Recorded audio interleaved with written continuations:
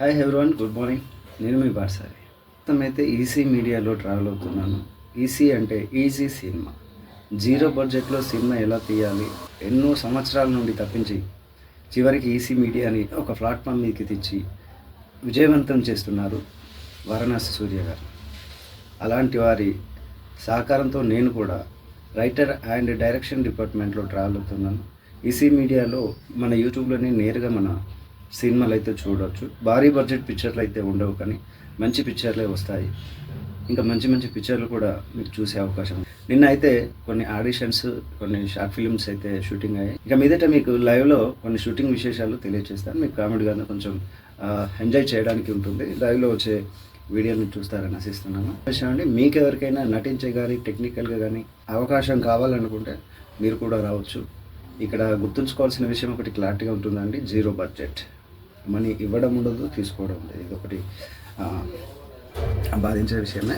ఎందుకంటే ఇక డబ్బులు ఇవ్వడం మళ్ళీ చేయడం అంటే అది మళ్ళీ కమర్షియల్ అవుతుంది, బిజినెస్ అవుతుంది. సో అలాంటి రూట్స్ అయితే ఇక్కడ లేవు. మన ఖర్చులు మొత్తం మనం పెట్టుకోవాల్సి ఉంటుంది. ఇక నేనైతే అమీర్పేటలో ఒక రూమ్ హాస్టల్లో రెంట్కి అయితే వచ్చాను. ఒక 1 month ట్రావెల్ అవుదామని నేను 2 స్క్రిప్ట్లు రెడీ చేసుకున్నాను. సో ఎక్స్పీరియన్స్ కావాలని చూస్తున్నాను. ఎలా వస్తుందో మీరే చూస్తారు. సో ప్రయత్నం అయితే చేస్తాను. మీకు ఇంట్రెస్ట్ ఉంటే తప్పకుండా వచ్చేయండి, మీ టాలెంట్ ప్రూవ్ చేసుకోండి. ప్రతి మనిషికి కూడా ఏదో కిక్కు, పిచ్చి వేరే ఉంటుందండి. అది కూడా నటించడం, మనల్ని మనం అద్దంలో చూసుకున్నట్టు ఓ స్క్రీన్ మీద చూసుకోవాలని ఆశ ఉంటుంది. కొన్నిసార్లు ఎంత డబ్బు పెట్టినా అవకాశాలు దొరకాలండి. సో ఇక్కడ ఒక చిన్న అవకాశం ఉంది, జీవితంలో గుర్తుండిపోతుంది. రండి, ఎన్నో ఖర్చు పెడుతుంటాం, ప్రయత్నించండి, మిమ్మల్ని మీరు ప్రూవ్ చేసుకోండి.